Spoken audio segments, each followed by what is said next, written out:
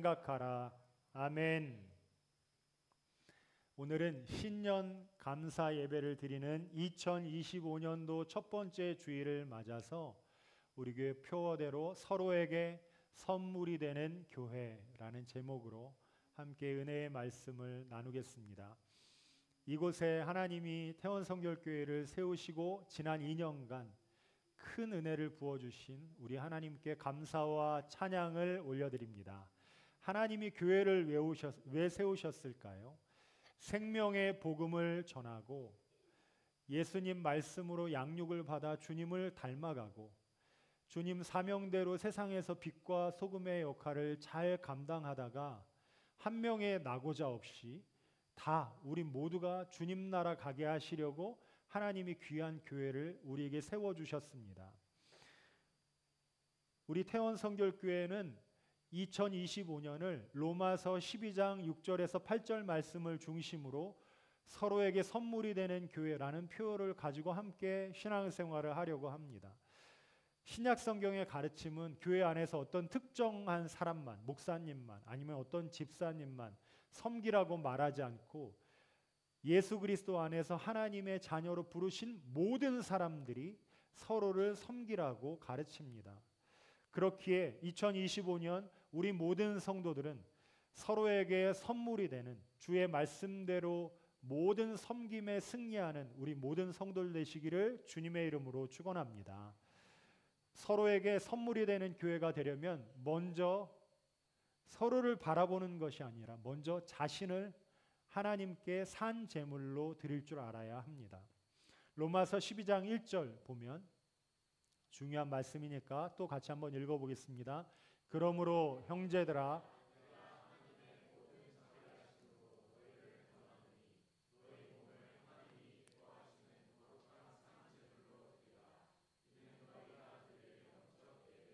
아멘.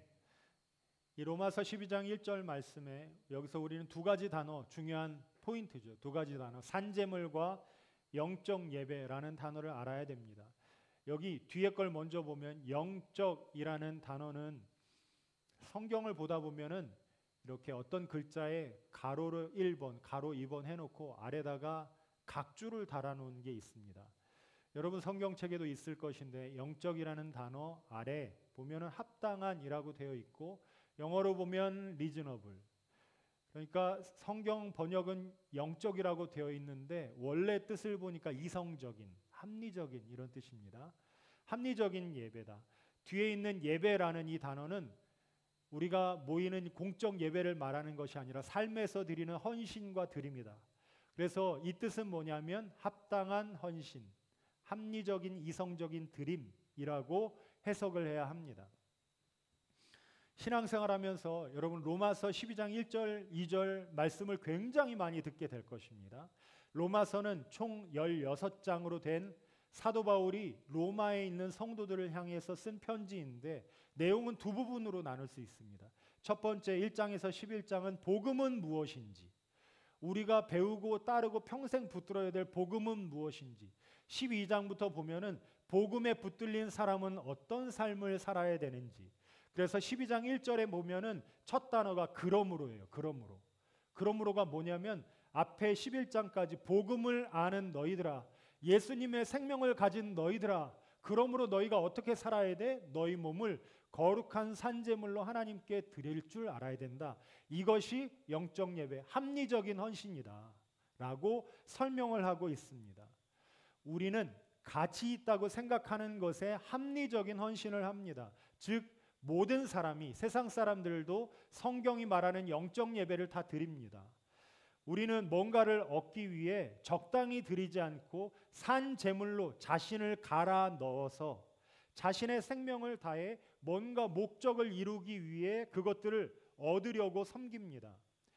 그런데 각자가 생각하는 가치가 다릅니다. 누군가는 돈이 최고라고 생각하고 내 삶에 돈이 중요하면 돈 벌기 위해 시간과 재산을 투자하는 것, 가족이 모두 다 그것을 매달리는 것을 합리적이고 이성적이라고 보고 돈 버는 것과 상관없는 선택을 어리석다고 말합니다. 돈이 인생의 최고라면 교회에 올 이유가 없습니다. 교회에 왔다 갔다 하면 교통비 들죠. 시간 들고 헌금 내고 사람들에게 커피 한 잔이라도 사고 그러면 돈이 나가고, 돈이 최고인 사람들은 교회에 와서 예배드리고 사람들과 교제하는 것을 재미없고 바보짓이고 비이성적인 헌신이라고 생각합니다. 반대로 주일에 교회 나가지 않고 돈 지출을 줄이고 때로는 다른 돈 되는 것을 위해서 자신의 시간을 드리는 걸, 사람들은 이렇게 영적인 헌신, 이성적인 헌신을 드리면서 살아갑니다. 우리에게 학업 성취나 회사에서의 성취가 중요하다면 그걸 위해 자신의 삶을 드리고 그게 이성적인 합리적인 헌신이라고 모두가 생각합니다. 여러분, 그러나 진짜 하나님이 살아계시고 이 땅에서의 삶이 끝이 아니면 죽음 넘어서 우리에게 더 다른 삶이 있다면 우리가 주님을 위해 헌신하는 우리의 삶은 비이성적인 것이 아니고 최고의 합리적인 헌신이 될 것입니다. 그래서 사도 바울은 우리에게 말합니다. 하나님은 살아계시다. 그분이 너희를 사랑하셔서 그 아들을 너희에게 주셨고 하나님이 그 모든 것을 우리에게 주셨다. 그분이 우리와 교제하면서 사랑의 관계를 이루시고 우리에게 공동체를 주셨고 우리가 서로 사랑할 수 있게 하셨다.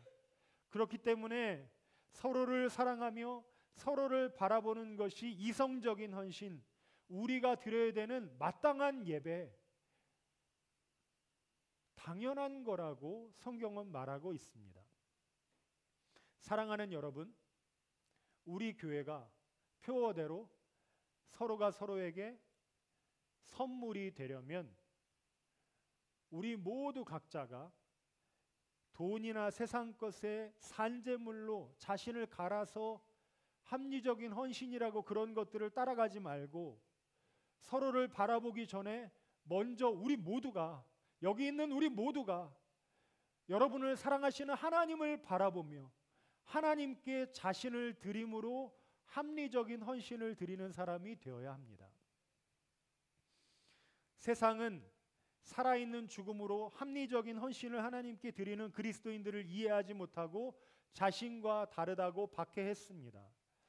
그런데 세상은 그런다고 할지라도 교회 안에서 한 공동체로 부르심 받은 우리들이 나는 산재물로 하나님께 나를 드려서 이게 마땅한 헌신이라고 말하며 삶을 살아가는데 내 옆에 함께 신앙생활하는 사람들이 삶으로 교회에 와서 예배를 드리는 것 같은데 그 사람은 세상의 가치를 가지고 돈이나 다른 목적을 최고로 삼으며 나와 다른 삶을 살아가고 있다면 그 사람은 자신도 죽음의 길로 걸어갈 뿐만 아니라 다른 사람도 죽이는 꼴이 되는 것입니다. 학교에서, 회사나 가정 어디서든지 하나님께 영적인 예배, 합리적 헌신을 드리는 우리 그리스도인들을 세상은 비웃고 무시하고 어떤 시대를 보면 억압하고 죽였습니다. 여러분, 그래서 신앙의 길이 쉽지 않습니다. 하지만 성도들이, 하나님의 부르심을 받은 우리들이 나 혼자 이 길을 걷고 있지 않다. 우리가 가는 길이 망하는 길이 아니고 그 누군가가 걸어갔던 길, 이 길이 세상에서 최고의 길이고 가장 가치 있는 길이고 가장 이성적인 헌신의 길이다라고 서로가 서로에게 말할 수 있다면 그 교회는 정말 은혜의 교회, 축복의 교회가 될 것입니다. 여러분, 제자들이 여러분에게 무엇을 말합니까? 예수님께 부름받은 12명의 제자들은 모두 다 순교의 삶을 살았습니다. 세례 요한조차 예수님의 부탁을 끝까지 들어가면서 예수님의 어머니 마리아를 복양하고 제자들, 자신의 친구들은 모두가 생명을 다해 죽지만 그 모든 죽음을 다 눈으로 보면서 끝까지 삶을 살아야 하는 고통의 삶을 살았습니다.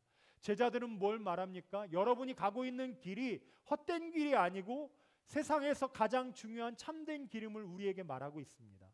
우리가 왜 학생들이 세례를 받을 때 여러분 세례 받은 걸 왜 제가 기뻐합니까? 여러분이 복음 듣고 예수님 만난 걸 제가 왜 눈물을 흘리면서 기뻐합니까? 여러분이 세상 길을 버리고 하나님이 주신 영생의 길로 들어온 것을 축하하기 때문입니다. 그게 기쁩니다. 함께 할 수 있는 가족이 됐다는 것이 너무나 감격스럽습니다. 근데 여러분이 믿음 생활 잘하면 여러분만 기뻐하지 않고 하나님이 묶어주신 우리 교회 모든 공동체가 다 기뻐합니다.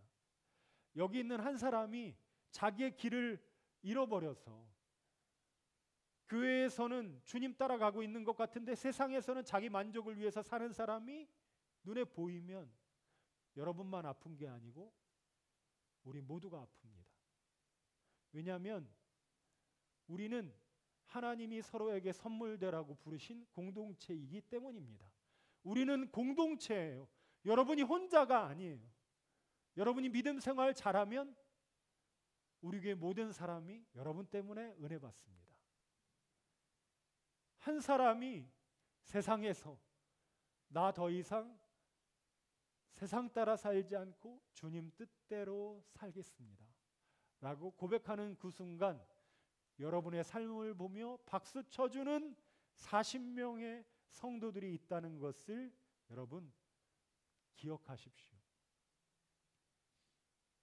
그래서 오늘 신년 감사 예배 하나님 앞에 드리며 하나님이 우리에게 주시는 첫 번째 메시지는 뭐냐면 너희는 서로에게 선물이니까 니네가 주님만 바라봐도 산제물로 합당한 헌신으로 하나님께 예배를 드리기만 해도 서로에게 선물이 될 것이다. 2025년 한 해 동안 여러분 기쁜 마음으로 믿음의 길 손잡고 함께 걸어갑시다. 그래서 하나님께 산제물로 영적인, 합리적인, 당연한 헌신을 우리 하나님께, 영광스러운 주님께 우리 모두가 함께 올려드리는 축복의 한 해로 살아가시기를 주님의 이름으로 축원합니다.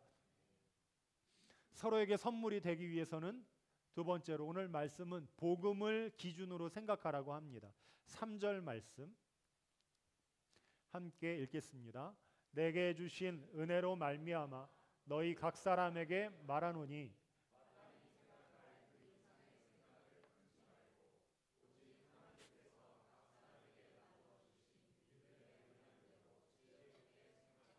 아멘. 여기 보니까 3절에 보면은 위에는 그냥 미사오고 내게 주신 은혜로 말미암아 너희 각 사람에게 말하노니 중요한 건 아래에 있습니다. 3절은 뭘 말하냐면 저를 보시면 3절은 못하지 말고 못하라 라고 말하는데 마땅히 생각할 이상의 생각하지 말고 믿음의 분량대로 지혜롭게 생각하라. 그러니까 생각하지 말고 생각하라 이렇게 설명합니다. 여기 그런데 중간에 믿음의 분량 제일 아래쪽에 믿음의 분량이라는 이 단어가 굉장히 어렵게 번역해 놓은 거예요.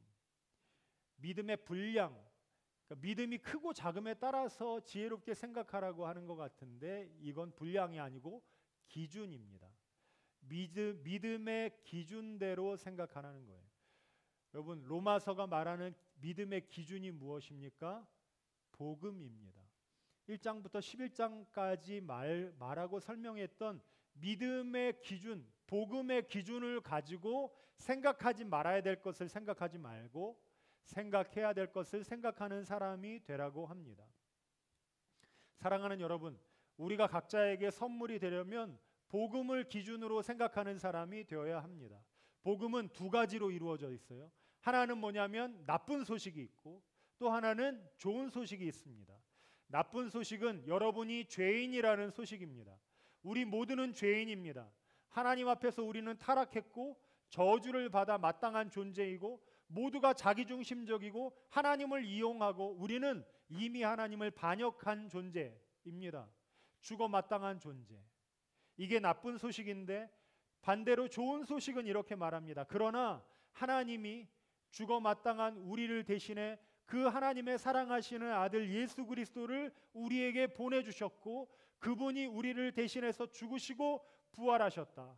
그래서 우리는 하나님이 보시기에 소중하고 귀한 존재들인데 얼마만큼 소중하고 귀한 존재냐면 하나님이 자신의 아들을 보는 것 같이 여러분을 귀하게 여기시는 소중한 존재이다. 복음은 나쁜 소식과 좋은 소식으로 돼 있습니다. 복음은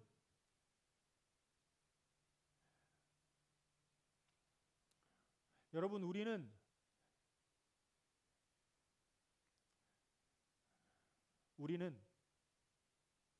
살면서요 정말 많은 생각을 하면서 삽니다.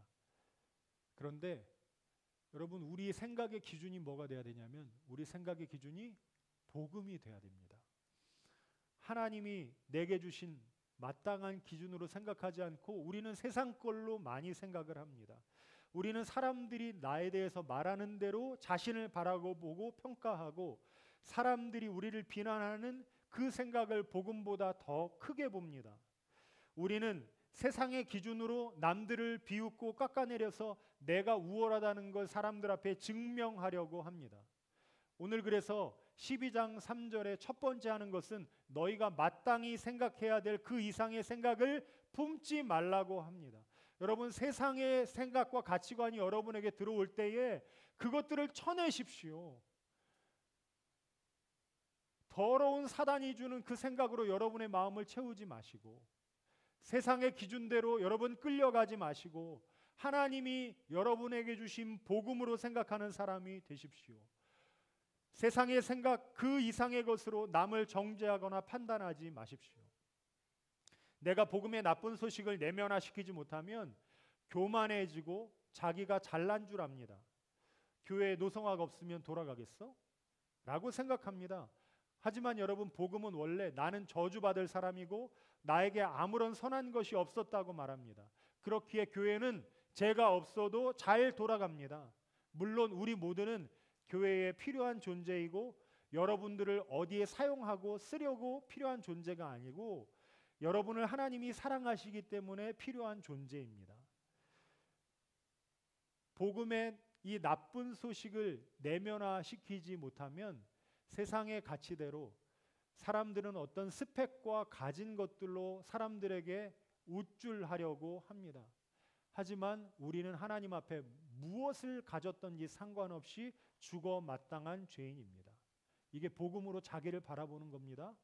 복음의 좋은 소식을 내면화시키지 못하면 어떤 사람들은 이렇게 생각합니다. 나는 아무것도 아니고 나는 아무 은사가 없고 내가 할 수 있는 게 아무것도 없다고 생각합니다. 하지만 예수님은 우리는 의미가 있는 존재이고 여러분이 우리 교회에 함께 있는 이유가 있다고 말합니다. 에베소서 2장 10절 말씀을 보면 함께 읽겠습니다. 우리는 그가 만드신 바라 그리스도 예수 안에서 선한 일을 위하여 지으심을 받은 자니 이 일은 하나님이 전에 예비하사 우리로 그 가운데서 행하게 하려 하심이라. 아멘. 하나님이 여러분을 만드신 이유가 있고 그 일은 여러분을 선한 일을 위하여 지었다라고 말씀하십니다. 우리가 복음을 믿으면 믿을수록 내가 생각했던 것보다 나는 훨씬 더 악한 존재이지만 내가 감히 바라거나 상상했던 것보다 훨씬 지금 사랑을 받고 있다는 것을 알게 됩니다.